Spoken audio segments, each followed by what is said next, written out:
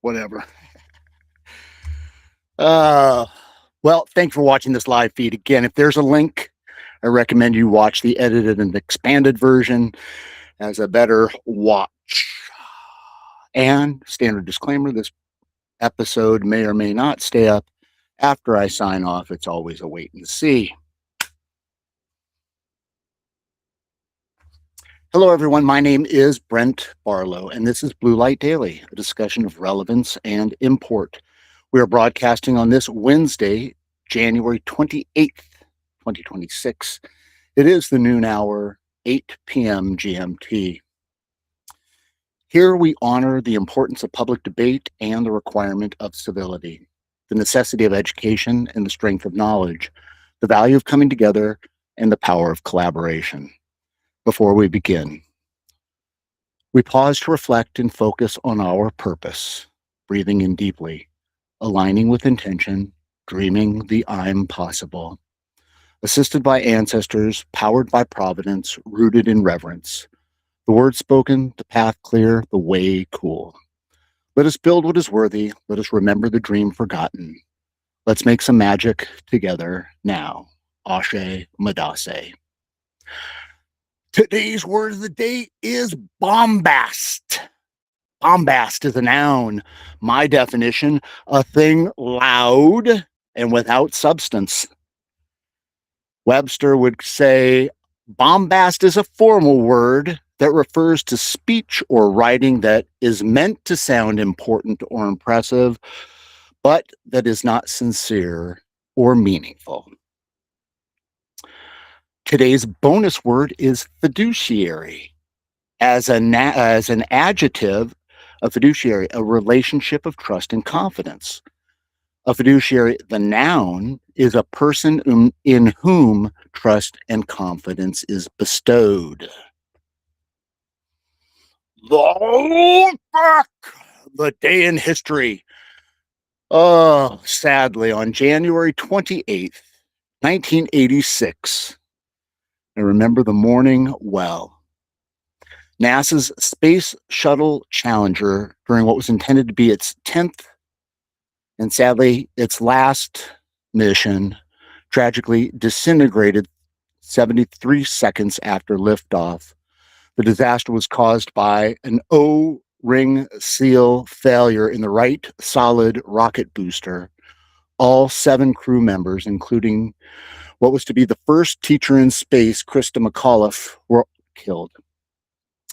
Also, Cicely Tyson was an American actress and activist whose career spans 7 decades. Known for her portrayals of strong, dignified Black women and a star of stage and screen, Tyson was inducted into the Television Academy Hall of Fame in 2020. Cicely Tyson, trendsetter and social and cultural icon, died January 28th, 2021. Extra credit today for you readers out there, Pride and Prejudice, Jane Austen's classic novel exploring themes of love, class, and marriage, was first published on January 28th, 1813. Our quote of the day today is from painter Jackson Pollock, who was born on January 28th, 1912.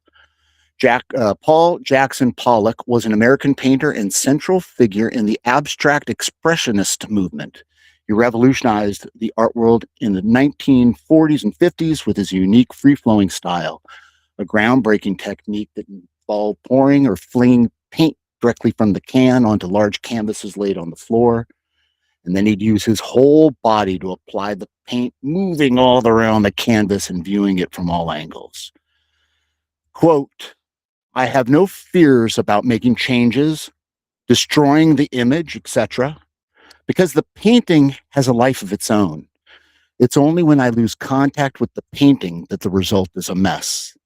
Otherwise, there's a pure harmony, an easy give and take. Ladies and gentlemen, this broadcast is intended to serve as a platform to talk, share, learn, and grow. At Labella B, regardless of the bombastic loud, rude, crude statements that scream from every corner.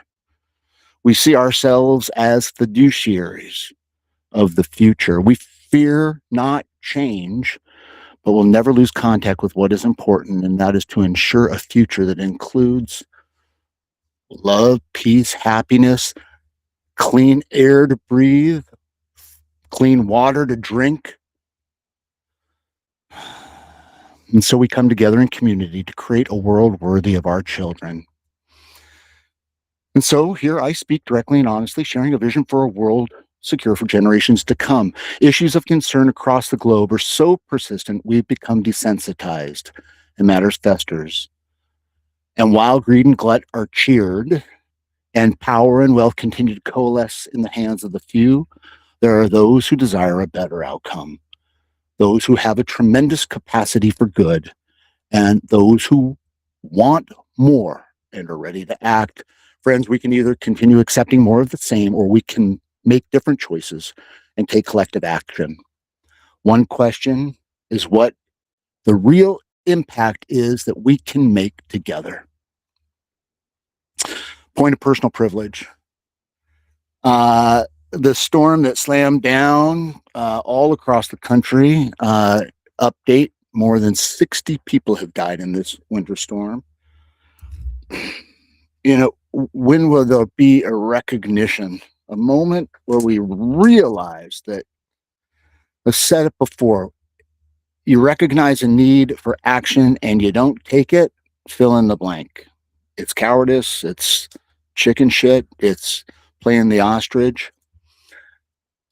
FYI, disasters cost in the US, just in the US, $1 billion every 10 days in 2025. And that was only the 9th most costly natural disaster cost in history. And that's only because no major hurricane hit landfall. 2026, God, I hope not. But today's rant starts with goodwill is making money hand over fist. So no matter where you fall in this economy, if you're goodwill, you're making a lot of money. The organization Goodwill Industries said it surpassed $7 billion in revenue, a record for its 3,400 stores in 2025, up roughly 7% from last year. I just want everyone to know that Goodwill is a for-profit entity. There is nothing nonprofit about it. There is nothing. You take your things to Goodwill, they sell them. That is where they get their inventory. People dropping off, believing that it's a nonprofit like the Salvation Army. All of the things that you drop off go directly to the CEO, owners, and it's all about integrity. Whatever. Amazing. I was bowled over when I saw that. What to watch for today? Trump using AI to erode public trust.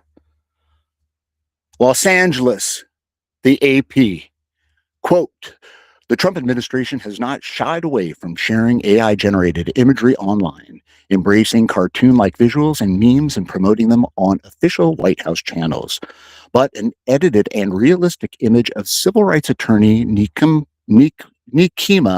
Levy Armstrong in tears after being arrested is raising new alarms about how the administration is blurring the lines between what is real and what is fake.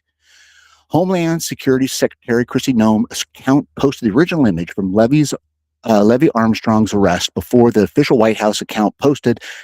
The official White House account posted an altered image that showed her crying.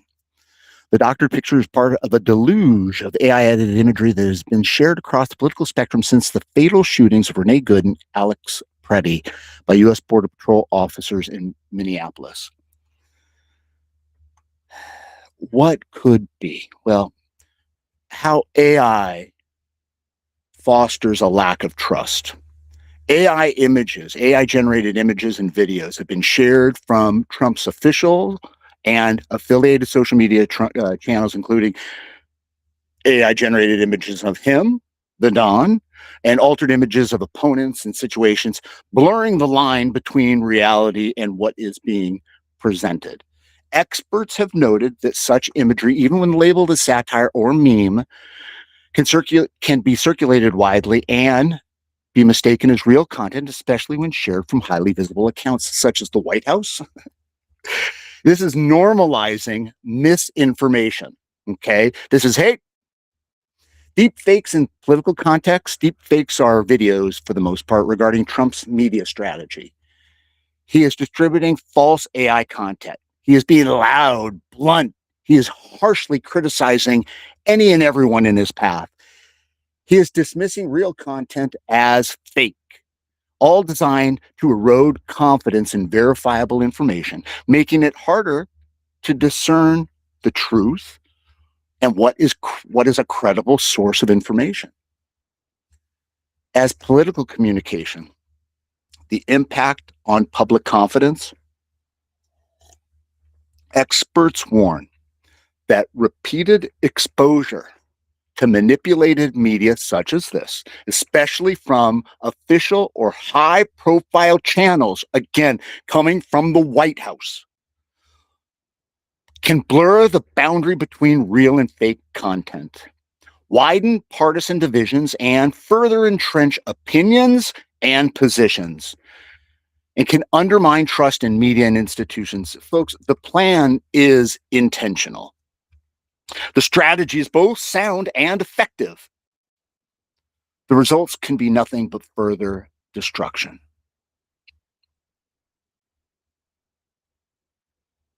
It's a situation that we know about, and to allow it to continue is fill in the blank. A sin, cowardice. In other news, at least 37 attorneys general for the United States and territories are taking action against XAI after Grok generated a flood of non-consensual sexual images of women and minors. Elon Musk's Grok has been allowing users to create intimate deepfake images of people without their consent, as well as sexualized images of children. A recent report from the Center for Countering Digital Hate estimates that during an 11-day period starting on December 29th, Grok's account on X generated around 3 million photorealistic sexualized images, including around 23,000 sexualized images of children.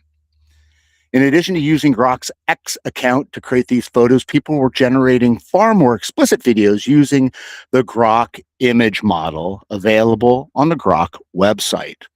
Unlike X, the Grok site did not appear to require any sort of age verification before allowing people to view this content. Elon Musk's Grok. Good news. Good news, question mark. FYI, Elon is back writing checks after a temporary but messy public rift with Trump last summer. Musk is back cutting checks to boost Republicans and using his 223 million follower X account to influence policy. Please watch how this plays out. Now, it's worth mentioning that Meta, Zuckerberg, is blocking anti-ICE posts. It's no surprise that a company run by a man who sat behind Trump at his inauguration and donated to the destruction of the White House has taken a stance to help. As agents from Border Patrol and Immigration and Customs Enforcement, ICE, have continued to terrorize immigrants, communities, and kill U.S. citizens, activists have sought to track and record their activities online in a bid to hold them accountable. Seems fair. But as well as threatening prosecuting those they claim are doxing ICE agents, the Trump administration has pressured tech companies to block any efforts at crowdsourcing the location and activities of those agents. I'm not going to mention that from what I heard, they were doxing themselves by posting their names, photos, and occupations on LinkedIn, but whatever. In conclusion, in Iowa yesterday, President Donald Trump, quote, "Just after 1 year of President Trump, our economy is booming. Incomes are rising. Investment is soaring. Inflation has been defeated. Our border is closed. Totally closed." Well, the economy, I'm not sure what he means by the economy, but those who are benefiting big, and those who aren't benefiting are benefiting not big. Incomes are rising, and it's harder to get a job anywhere right now. Investment is soaring. Gold has hit $5,300, the highest ever. And